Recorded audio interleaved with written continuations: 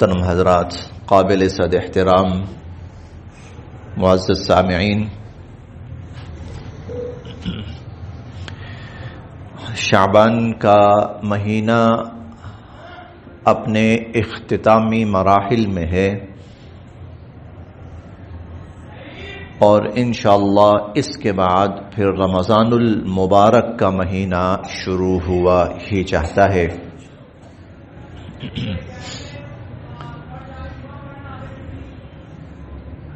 11 مہینوں اور رمضان کے مہینے میں ایک بڑا فرق ہے،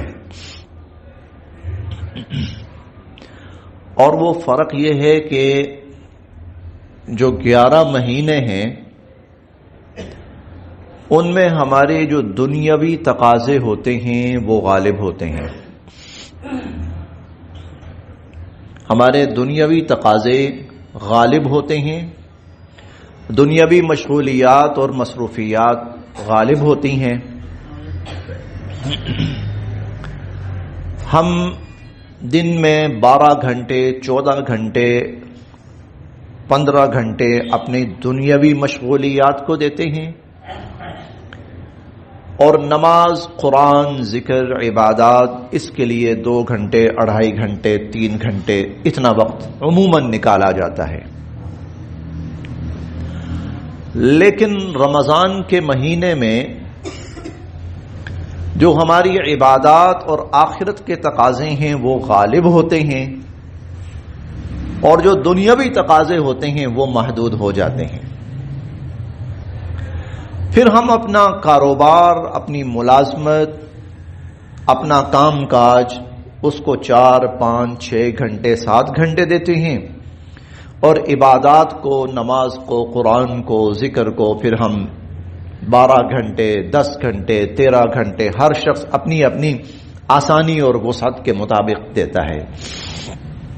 تو ایک بڑا فرق یہ ہوا کہ 11 مہینوں میں ہمارے دنیاوی تقاضے غالب ہوتے ہیں، دنیا کے کام کاج غالب ہوتے ہیں، اور رمضان کے مہینے میں ہمارے دنیاوی تقاضے کم ہو جاتے ہیں، مغلوب ہو جاتے ہیں، محدود ہو جاتے ہیں، اور آخرت کے جو تقاضے ہیں، عبادات ہیں، اعمال ہیں، وہ غالب ہو جاتے ہیں، اور ان کا دورانیہ اور ان کا وقت بڑھ جاتا ہے۔ اگر آپ پچھلے جو 3-4 جمعات المبارک میں ایک موضوع شروع ہوا ہے، اگر اس موضوع کو سامنے رکھیں تو آپ کو یہ لگے گا کہ ہم آخرت کی جو تیاری 11 مہینوں میں تھوڑی تھوڑی کر رہے ہوتے ہیں، اللہ چاہتے ہیں کہ اس مہینے میں ہم اپنی وہ 11 مہینے کی جو کمی اور کسر ہے اس کو نکال دیں، اور اپنی رمضان المبارک اور آخرت کی تیاری کی طرف پوری طرح متوجہ ہو جائیں۔ اور ایسا ہی ہوتا ہے کہ مسلمان اس رمضان کے مہینے میں آخرت کی تیاری کی طرف زیادہ متوجہ ہو جاتا ہے، اور اللہ تعالیٰ اس کے لیے انتظام بھی فرما دیتے ہیں۔ دیکھیے کیسے انتظام فرمایا۔ رمضان کے مہینے میں آپ کی ساری ترتیبیں اللہ نے الٹ پلٹ کر دی۔ 11 مہینوں میں کھانے کے اوقات ہوتے ہیں، عموماً صبح کا ناشتہ، دوپہر کا کھانا، پھر رات کا کھانا۔ رمضان المبارک کے اندر ترتیب اللہ نے بدل دی، الٹ دی۔ صبح فجر طلوع ہونے سے پہلے کھانا ہے، اور پھر اس کے بعد سورج غروب ہونے کے بعد کھانا ہے۔ رمضان المبارک کے اندر دن بھر میں کیا ہے؟ نمازیں ہیں، عبادات ہیں، اہتمام ہے۔ آپ نے دیکھا ہے کہ دنیا کے کاموں کی چہل پہل کم ہو جاتی، کوئی شخص بازاروں کی طرف کم جاتا ہے، دفاتر کی طرف کم ہو جاتا ہے، بہت سے لوگ چھٹی کر لیتے ہیں۔ عام دنوں کے اندر کیا ہوتا ہے؟ بھاگ دوڑ، ادھر ادھر۔ اللہ نے وہ ساری بھاگ دوڑ خود ختم کر دی۔ اللہ رب العزت کی طرف سے انتظام دیکھیے کہ وہ شیطان جو ہمیں جنت سے محروم کرنے کے لیے ہر وقت کوشاں ہے، ہمیں جہنم کی طرف دھکیلنے کے لیے ہر وقت لگا ہوا ہے، اس شیطان کو اللہ رب العزت نے مسلوب کر کے، مغلوب کر کے، اس کی صلاحیتوں کو محدود کر کے اللہ نے اس کو سائیڈ لائن کر دیا ہے۔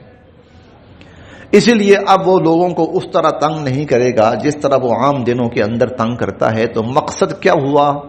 مقصد یہ ہوا کہ اے مسلمان، اب سکون کے ساتھ، زیادہ سے زیادہ توجہ کے ساتھ آخرت کی تیاری کر۔ اس رمضان المبارک کے مہینے کو اپنی آخرت کے لیے سودا بنا لے تو۔ اسی لیے پیغمبر دو عالم صلی اللہ علیہ وسلم کی وہ بات سنیں اور سمجھیں۔ آپ نے فرمایا، حدیث منبر کہلاتی ہے، بد نصیب ہے وہ شخص رمضان المبارک کا مہینہ پایا اور رمضان المبارک کے مہینے میں بخشش کروا کر اپنی جنت کا فیصلہ نہ کروا لیا۔ بد نصیب ہے۔ یہ الفاظ جبرائیل امین کے تھے اور اس کے اوپر آمین پیغمبر دو عالم صلی اللہ علیہ وسلم کی تھی۔ رمضان کا مقصد کیا ہے؟ بات تو سامنے وہ رکھنی ہے نا۔ یہ تو نہیں ہے کہ صبح کھا لیں گے پھر شام کو کھا لیں گے اور اپنے کھانے پینے کی جو آئٹمز ہیں تھوڑی سی وہ چینج کر لیں گے۔ نہیں نہیں، یہ اللہ تعالیٰ جو اتنی تبدیلی لا رہے ہیں اور اتنی بڑی تبدیلی لا رہے ہیں، تو یہ اللہ تعالیٰ تبدیلی کیوں لا رہے ہیں؟ اللہ تعالیٰ نے ہمارا پورا دن تبدیل کر کے رکھ دیا ہے، تو ایسا کیوں ہے؟ عموماً آپ نے دیکھا ہوگا کہ فجر کی نماز کے بعد لوگ نہیں سوتے عموماً، لیکن رمضان المبارک میں ہمارے سونے کی ترتیب بدل جاتی ہے۔ فجر کی نماز کے بعد اکثر لوگ سو جاتے ہیں، رات کو لوگ جلدی سو جاتے ہیں کئی لوگ، لیکن رمضان المبارک میں کئی لوگ بہت لیٹ سوتے ہیں، کئی سوتے ہی نہیں ہیں۔ عام دنوں کے اندر مجموعی الا ماشاءاللہ کچھ لوگ جلدی بھی اٹھتے ہوں گے، ورنہ عموماً فجر کی نماز سے کچھ دیر قبل آدھا گھنٹہ پونا گھنٹہ لوگ پہلے اٹھتے ہیں۔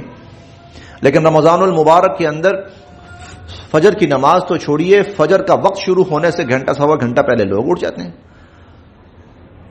اس وقت ہر گھر کے اندر کھانا پینا لگا ہوتا ہے، ورنہ 11 مہینے میں اس وقت تو کچن بند ہوتا ہے، الا ماشاءاللہ شاذ و نادر کسی کا کچن کھلا ہو تو کھلا ہو۔ یہ ساری اللہ رب العزت نے جو ترتیب تبدیل کر دی ہے، تو مقصد یاد رکھیے گا وہ یہ ہے کہ اب سکون کے ساتھ اپنی آخرت کی تیاری کر، اپنی آخرت کی فکر کر، اس کو بنا، اس کو سنوار۔ ٹھیک ہے اللہ، بات تو سمجھ میں آ گئی، بنانا ہے سنوارنا ہے، تو پھر کیسے بنانا ہے کیسے سنوارنا ہے؟ اس رمضان المبارک کے اندر کون سے پھر ایسے کام کرنے ہیں کہ جس سے ہماری آخرت بہت زیادہ سنورے؟ تو 2 بڑے کام ہیں، اور ان دونوں بڑے کاموں کو پوری اور ایک جیسی توجہ اور ایک جیسی اہمیت دینی ہے، کیونکہ حضور صلی اللہ علیہ وسلم نے ان دونوں چیزوں کو ایک جیسی توجہ دی ہے اور ایک جیسی اہمیت دی ہے۔ بڑے کام 2 ہیں، ہاں اور بھی کام چلتے رہیں گے ساتھ ساتھ، لیکن بڑے کام جو پورا مہینہ چلیں گے، ہر روز چلیں گے، وہ 2 بڑے کام ہیں۔ پہلا کام ہے روزہ رکھنا، طلوع فجر سے لے کر غروب آفتاب تک کھانا پینا اور کچھ بھی کھانا پینا، تھوڑا زیادہ، اس سے بچنا، یہ پورا ٹائم کھانے پینے کے بغیر گزارنا۔ اور دوسری چیز، ہر قسم کی جنسی خواہشات سے اپنے آپ کو بچانا۔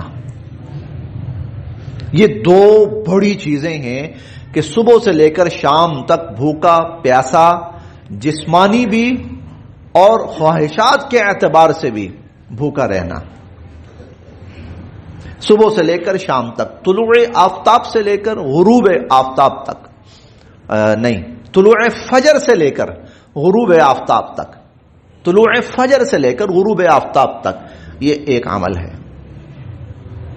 یہ عمل اللہ رب العزت نے ہر مسلمان کے اوپر، وہ بڑا ہے، وہ چھوٹا ہے، وہ امیر ہے، وہ غریب ہے، وہ مرد ہے، وہ عورت ہے، وہ مریض ہے، وہ تندرست ہے، وہ مقیم ہے، وہ مسافر ہے، ہر ایک کے اوپر اللہ رب العزت نے رمضان المبارک کا روزہ فرض فرمایا ہے۔ ہاں، مجبوری کی بنا پر تھوڑی سی ریلیکسیشن دے دی ہے۔ اگر کوئی شخص سفر پہ جا رہا ہے اور اسے لگتا ہے کہ اگر میں سفر میں جاؤں گا تو سفر کی مشقت ایسی ہے کہ روزہ مشکل ہو جائے گا، تو اس کے لیے گنجائش ہے کہ وہ روزہ چھوڑ سکتا ہے، آج نہ رکھے، پھر چھوڑ دیا، پھر نہیں نہیں نہیں نہیں، فرضیت ختم نہیں ہوئی، تیرے ذمہ لازم ہے فعدۃ من ایام اخر، رمضان ختم ہو جائے تو اپنا یہ روزہ جو رہ گیا تھا اس کو پورا کرو، کیونکہ رمضان میں تو نہیں پورا کر سکتے نا، تو رمضان میں تو ہر دن کا اپنا روزہ ہوگا۔ اور اس سے آگے، ہاں تم مسافر ہو، ہاں تم مریض ہو، تمہیں رعایت ہے کہ اگر تمہارا مرض اس نوعیت کا ہے کہ روزہ تھوڑا سا تمہیں پریشان کرے گا، روزے کی وجہ سے طبیعت بگڑے گی، تو تمہیں بھی یہ اختیار ہے، رخصت ہے، یہ رخصت ہے کہ تم آج روزہ نہ رکھو، رمضان کے بعد رکھ لینا۔ لیکن اگلی بات سنیں، اللہ تعالیٰ فرماتے ہیں وَأَن تَصُومُوا خَيْرٌ لَكُمْ إِن كُنتُمْ تَعْلَمُونَ، ہاں اگر رکھ لو تو تمہارے لیے بہت بہتر ہے۔ صرف تھوڑی سی تمہاری جسمانی مجبوری کو سامنے رکھ کر اللہ تعالیٰ نے تمہیں تھوڑی سی رعایت دی ہے، ورنہ یہ روزہ فرض ہے تم پر، جب تک نہیں رکھو گے تمہارے ذمہ فرض رہے گا۔ خاتون ہے، درمیان کا عذر آ گیا ہے، 3 4 5 6 7 8 دن، کوئی بات نہیں، وقتی طور پر اس کو چھوڑ دو، لیکن یہ روزہ تمہارے ذمہ ہے، رمضان ختم ہوگا تو تم نے یہ روزہ رکھنا ہے۔ ہر شخص پر اللہ نے اس رمضان کے روزے کو لازم فرمایا ہے۔ کتب علیکم الصیام، اے ایمان والو، یعنی جو بھی مسلمان ہے اس پر روزہ فرض ہے۔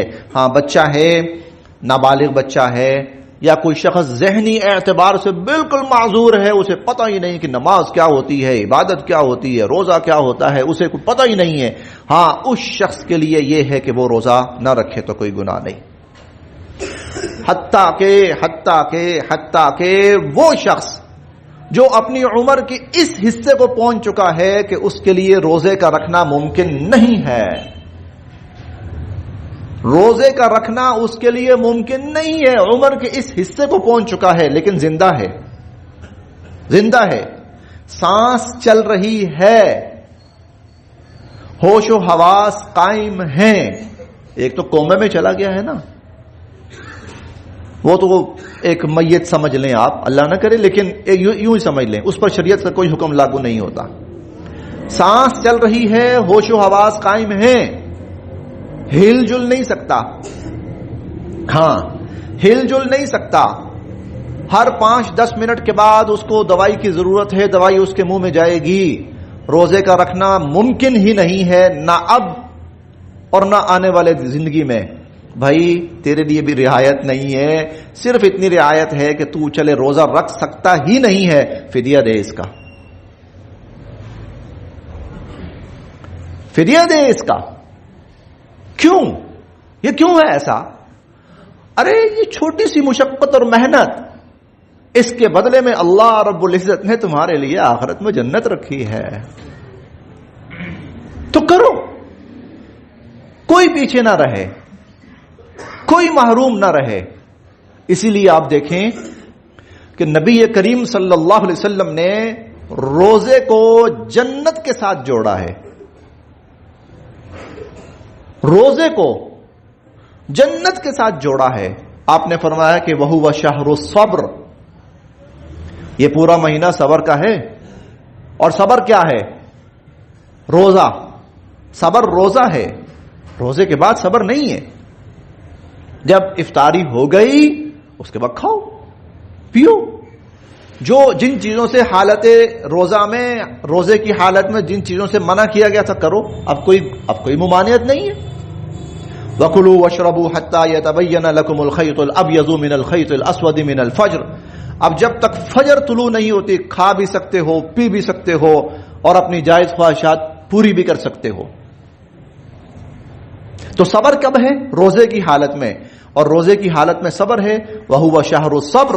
اور حضور فرماتے ہیں وَالصَّبْرُ ثَوَابُهُ الْجَنَّةُ. اور اس صبر کا ثواب جنت کے سوا اور بھلا کیا ہوگا. اس کے بدلے تو جنت ملنی ہے. تو گویا اللہ رب العزت نے جنت حاصل کرنے کا ہمیں طریقہ بتا دیا کہ لو روزہ رکھو، اس کے بدلے میں اللہ تمہیں جنت عطا فرمائیں گے.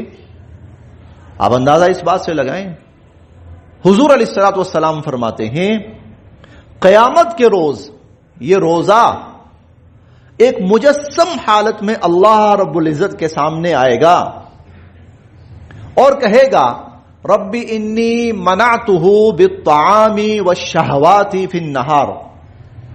اللہ دن کو میں نے اس کو کھانے پینے سے روکا اور میری وجہ سے یہ دن میں کھانے پینے سے رکا. فشفعنی فیہ، آج میں سفارش کرنے آیا ہوں، اے اللہ اس کو بخش دیجئے اور جنت میں داخل فرما دیجئے. پیغمبر دو عالم صلی اللہ علیہ وسلم فرماتے ہیں اللہ اس کی سفارش قبول فرما کر اس انسان کو جنت میں داخل فرما دیں گے. روزے کو جوڑا ہے پیغمبر دو عالم صلی اللہ علیہ وسلم نے جنت کے ساتھ. پھر یہ بھی فرماتے ہیں حضور علیہ الصلوۃ والسلام کہ جنت کے جو دروازے ہیں، مختلف گیٹس ہیں جنت کے، آپ نے فرمایا ان میں سے ایک دروازہ ہے اس کا نام ہے باب الریان. اس کا نام باب الریان ہے. لا يدخل منه الا الصائمون. وہ صرف اور صرف دنیا میں روزے رکھنے والوں کے لیے کھولا جائے گا اور اس میں سے روزے داروں کے سوا کوئی نہیں جا سکے گا. اور جب یہ روزے دار اس دروازے میں سے جنت میں چلے جائیں گے تو اس دروازے کو بند کر دیا جائے گا. اب یہ دروازہ اور کسی کے لیے نہیں کھولا جائے گا. یہ دروازہ اور کسی کے لیے نہیں کھولا جائے گا. تو جنت کو اللہ رب العزت نے جوڑا ہے، روزے کو اللہ رب العزت نے جوڑا ہے جنت کے ساتھ. یزین اللہ کل یوم الجنہ. رمضان کے مہینے میں اللہ ہر روز جنت کو سجاتے ہیں، سنوارتے ہیں ان روزے داروں کے لیے. خیر بڑی یہ لمبی تفصیل ہے پیغمبر دو عالم صلی اللہ علیہ وسلم کے، اس پر بے شمار فرامین مبارک ہیں، فضائل ہیں، بشارات ہیں. لب لباب اور خلاصہ یہ ہے کہ رمضان کا مہینہ اللہ نے تمہیں اس لیے دیا ہے کہ اب وہ جنت حاصل کرنی ہے. وہ جنت حاصل کرنی ہے جو انسان کی پیدائش کا مقصود اصلی ہے. ایک چیز تو یہ ہے دن کا روزہ رکھنا ہے، سب نے رکھنا ہے. کہہ دیں انشاءاللہ سب رکھیں گے، انشاءاللہ سب رکھیں گے. بڑا سستا سودا ہے، بہت سستا سودا ہے. اس لیے وہ ایک حدیث مبارکہ میں آتا ہے نا، اور یہ چیز قرآن مجید کے اندر بھی آتی ہے کہ اللہ تعالی جب فیصلہ فرما چکے ہوں گے جنتی جنت میں، جہنمی جہنم میں چلے جائیں گے، تو ایک موقع پر اللہ پاک سب کو جمع فرمائیں گے، بلائیں گے سب کو. جنتی اس امید پہ آئیں گے کہ کچھ مزید اللہ کا انعام ہم پر متوجہ ہونے والا ہے، اور جہنمی اس آس پہ آئیں گے کہ شاید کوئی ہماری مغفرت کی کوئی شکل نکل آئی ہے. تو اللہ تعالیٰ ان سے سوال فرمائیں گے کہ کم لبثتم فی الارض عدد سنین، دنیا میں کتنے سال بسر کر کے آئے ہو. وہ کہیں گے کہ سال، لبثنا یوما او بعض یوم، ہمیں تو لگتا ہے ایک دن تھا یا پھر شاید ایک بھی پورا نہیں تھا، آدھا دن تھا. اللہ تعالیٰ جنتیوں سے فرمائیں گے نعم ما تجرتم، ارے واہ کیا کمال کا تم نے میرے ساتھ سودا کیا ہے، کیا کمال کا لین دین کیا ہے، تجارت کی ہے میرے ساتھ، کیا ڈیل کی ہے میرے ساتھ کہ تم نے صرف ایک دن یا آدھا دن اس طرح گزار لیا جس طرح میں نے کہا تھا، اور بدلے میں ابد الآباد کی جنت تمہیں نصیب ہو گئی. پھر کفار سے پوچھیں گے، جہنمیوں سے پوچھیں گے جی کم لبثتم فی الارض عدد سنین، کتنے سال رہے ہو آخرت میں، دنیا میں کتنے سال رہے ہو. وہ کہیں گے یا باری تعالیٰ آپ سالوں کی بات کرتے ہیں، لبسنا یومن او بعض یوم، لگتا ہے ایک دن تھا یا ایک دن کا کوئی تھوڑا سا حصہ تھا. تو اللہ تعالیٰ فرمائیں گے بئس ما تجرتم، بہت ہی برا سودا کیا تم نے، بہت ہی بری ڈیل کی تم نے کہ محض ایک دن اور آدھا دن وہ تم نے غلط گزارا، جس طرح میں نے کہا تھا اس طرح نہیں گزارا، آخرت کی کوشش و فکر کے لیے نہیں گزارا، اور اب بدلے میں ہمیشہ ہمیشہ کی جہنم تمہارا مقدر بنا دی گئی. سودا بڑا سستا ہے، بہت سستا سودا ہے. تھوڑی سی زندگی، چند سال، اور پھر رمضان کا ایک مہینہ، چند دن، ایام معدودات، چند دن اور چند گھنٹے، اور روزے کا عمل، روزے کا عمل. ہاں اس کی کچھ شرائط بھی ہیں ساتھ، وہ بھی انشاءاللہ العزیز ساتھ ساتھ بیان کی جائیں گی. ویسے تو سب کو پتا ہے، پھر بھی بیان کی جائیں گی ساتھ ساتھ کہ صحیح معنوں میں فائدہ اٹھانا ہے تو اس کا طریقہ کیا ہے. تو یہ روزہ ایک عمل، اس مہینے کا ایک عبادت، اور یہ جڑی ہوئی ہے جنت کے ساتھ. روزہ جڑا ہوا ہے جنت کے ساتھ. وَهُوَ شَهْرُ الصَّبْرِ وَالصَّبْرُ ثَوَابُهُ الْجَنَّةُ. روزے کا ثواب جنت کے سوا کچھ ہے ہی نہیں. دوسرا عمل وہ ہے جس کو حضور علیہ الصلوۃ والسلام نے فرمایا کہ قیام اللیل، جس کو حضور علیہ الصلوۃ والسلام نے قیام اللیل ارشاد فرمایا. من صام رمضان وقامه ایمانا واحتسابا جعل اللہ صیامه فریضہ وقیام لیلہ تطوعا. یہ دوسری عبادت جو ہمارے ہاں تراویح کے نام سے معروف ہے، تراویح کے نام سے معروف ہے. میں یہ بھی عرض کروں گا کہ اس کو قیام اللیل کیوں فرمایا حضور علیہ الصلوۃ والسلام نے. تراویح کے نام سے ہمارے ہاں معروف ہے. یہ جو دوسری عبادت ہے نا، اس عبادت کی ایک انفرادیت یہ ہے، تراویح کی انفرادیت یہ ہے کہ تراویح واحد عبادت ہے جو صرف اور صرف اور صرف رمضان المبارک کے اندر ادا کی جاتی ہے. رمضان المبارک کے علاوہ پورے سال میں کبھی تراویح ہے ہی نہیں ہے. رمضان کی باقی جتنی عبادات ہیں وہ رمضان کے علاوہ بھی ہیں. روزہ ہے تو روزہ لوگ ویسے بھی رکھتے ہیں، سال بھر میں روزے چلتے رہتے ہیں. ایام 20 کے روزے، جمعرات اور سوموار کے روزے، محرم کے روزے اور ذی الحج کے روزے، شعبان کے روزے لوگ رکھتے رہتے ہیں، بالکل اسی طرح جس طرح رمضان میں رکھتے ہیں. وہی دورانیہ ہوتا ہے، وہی شرائط ہیں، وہی اصول ہیں، وہی ٹائم ہے، وہی سب کچھ احکامات بھی ہیں. تو روزہ پورے سال میں ہے. ہاں رمضان کا روزہ اپنی جگہ پر ہے، اس کا ثواب، اس کا اجر، اس کی فرضیت وہ اپنی جگہ پر ہے. لیکن یہ عمل اسی شکل کے ساتھ رمضان کے علاوہ بھی ہے. لوگ صلی اللہ علیہ وسلم، لوگ رمضان المبارک کے آخری عشرے میں اعتکاف کا اہتمام کرتے ہیں.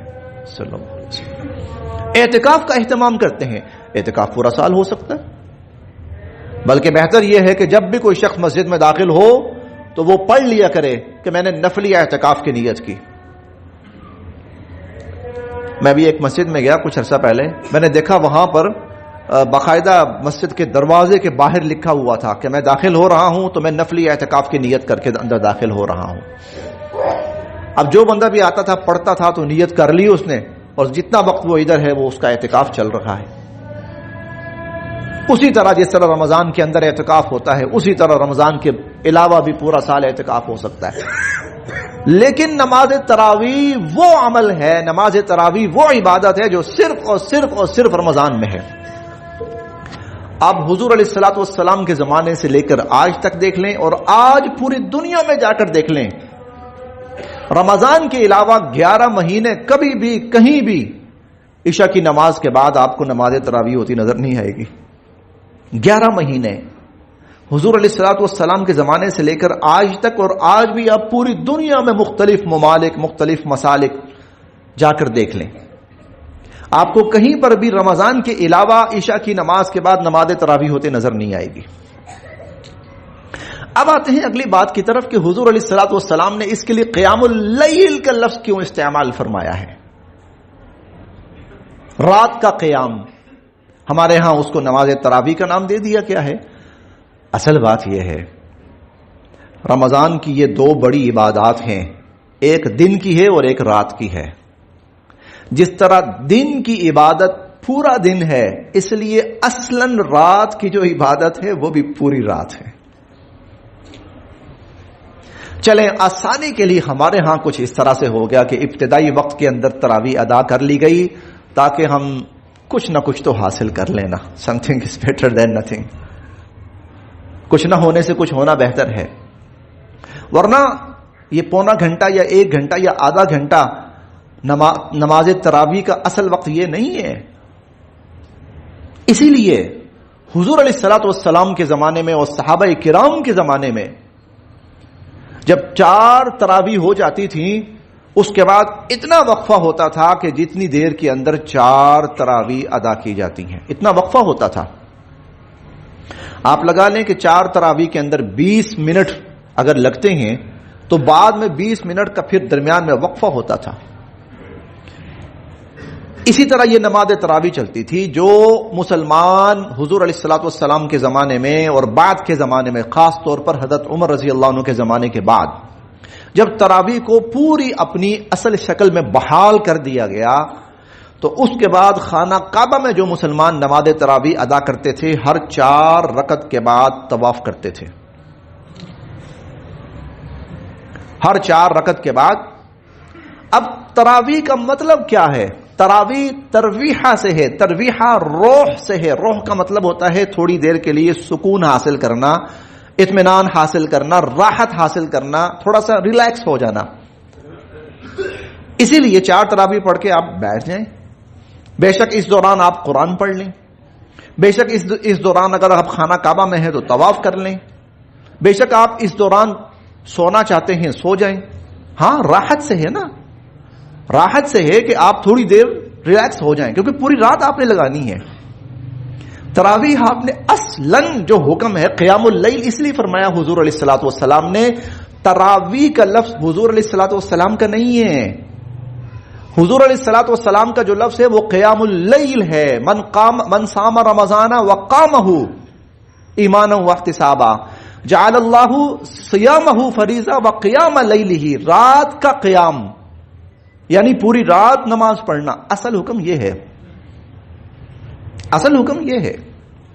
چلیں ہماری مجبوریاں ہیں، صبح اٹھنا ہے، کام کاج کرنا ہے، جسمانی اب قوت اور ہمت وہ نہیں رہی تو اسی لیے بہت سی جگہوں پر 10 تراویح ہوتی تھیں اور اس کے بعد پھر آدھا گھنٹہ وقفہ ہو جاتا تھا. مختلف لوگوں نے ترتیب اس طرح قائم کی ہوئی ہے جس کا بنیادی مقصد یہ ہے کہ یہ عبادت پوری رات چلے. اصلاً اس کا حکم یہ ہے. آپ کہیں گے بڑا مشکل ہے، یہ کیسے ہو سکتا ہے؟ نہیں، بات صرف ترتیب کی ہے، روٹین کی ہے. آپ ایک دفعہ کہیں پر کوئی ترتیب اور روٹین قائم کر دیں پھر وہ کام چل پڑتا ہے، پھر وہ کام چل پڑتا ہے. لیکن اس سے بھی بڑھ کر آپ یہ سوچیں اس کے بدلے ملنا کیا ہے؟ جنت. تو پھر یہ مشقت کیا ہے؟ پھر یہ مشقت کیا ہے؟ اسی لیے آخری عشرے میں تھوڑے سے اور اہتمام کی تلقین کی گئی اور طاق راتیں اور اس کے اندر لیلۃ القدر اور اہتمام کیا گیا. تو دوسرا بڑا عمل رمضان المبارک کا وہ نماز تراویح کا اہتمام ہے. اور یہ ہر مسلمان پر نماز تراویح بھی اسی طرح عبادت ہے جس طرح روزہ عبادت ہے. امیر ہے، غریب ہے، بڑا ہے، چھوٹا ہے، مرد ہے، عورت ہے، سب کے اوپر. صرف مسافر کو تھوڑی سی رعایت دی گئی ہے کہ مسافر جو ہے اس پر نماز تراویح اگر وہ نہیں پڑھتا تو گنجائش ہے اس کے لیے، باقی ہر مسلمان کے لیے. کیوں؟ ہر مسلمان نے جنت میں جانا ہے.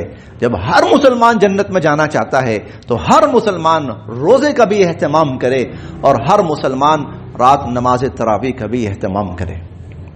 ہاں اصل بات یہ نہیں ہے کہ میں جوان ہوں، میں بوڑھا ہوں، میں کاروباری ہوں، میں بال بچے دار ہوں، میری نائٹ شفٹ ہے، نائٹ ڈیوٹی ہے. نہیں، اصل بات یہ نہیں ہے. اصل بات یہ کہ ہر مسلمان جنت میں جانا چاہتا ہے اور ہر مسلمان جنت میں جائے گا اور اس کا خواہش مند ہے تو پھر وہ ہر مسلمان دن کو روزہ بھی رکھے، ہر مسلمان رات کو نماز تراویح کا اہتمام بھی کرے. اور ان دونوں کو پیغمبر دو عالم صلی اللہ علیہ وسلم نے جنت سے جوڑا ہے. جس نے دن کا روزہ رکھا، جس نے رات کا قیام کیا، غفر لہ ما تقدم من ذنبہ، اللہ نے سب گناہ معاف کر دیے. اور جس کے سب گناہ معاف ہو گئے وہ جنت میں جائے گا. یہ دو چیزیں، یہ بہت بڑی دو چیزیں ہیں، روزہ اور تراویح، جو قیامت کے روز سفارش کریں گی. یہ دونوں بڑی چیزیں ہیں جو سفارش کریں گی. تو یہ مہینہ اب ہمارے پاس آ ہی چکا ہے، چند دن ہے، اور انشاءاللہ العزیز اللہ رب العزت کی ذات سے یہی امید ہے کہ اگلے جمعے کو جب ہم یہاں بیٹھے ہوں گے تو ہم رمضان اور روزے کی حالت میں ہوں گے. انشاءاللہ العزیز ایسا ہی ہوگا. تو یہ مقصد سامنے رکھ لیجئے گا. وہ جو پچھلی ہماری گفتگو چل رہی تھی کہ انسان کو پیدا کرنے کا اصل مقصد یہ ہے کہ وہ آخرت میں جنت میں جائے، آخرت میں جنت میں جائے. اب اس کے لیے درمیان میں رمضان کا مہینہ خصوصی طور پر دیا گیا کہ اس میں تو وہ خصوصی کوشش کرے جنت میں جانے کی. اور اس کوشش میں یہ دو بڑے عمل میں نے آپ کے سامنے ذکر کیے ہیں. رمضان المبارک کے دن کا روزہ ہے اور رات کی نماز تراویح ہے، اور ان دونوں کو پیغمبر دو عالم صلی اللہ علیہ وسلم نے جنت سے جوڑا ہے. اللہ تعالیٰ مجھے اور آپ کو بھی اہتمام کے ساتھ ان کی ادائیگی کی توفیق نصیب فرمائے. وآخر دعوانا ان الحمد للہ.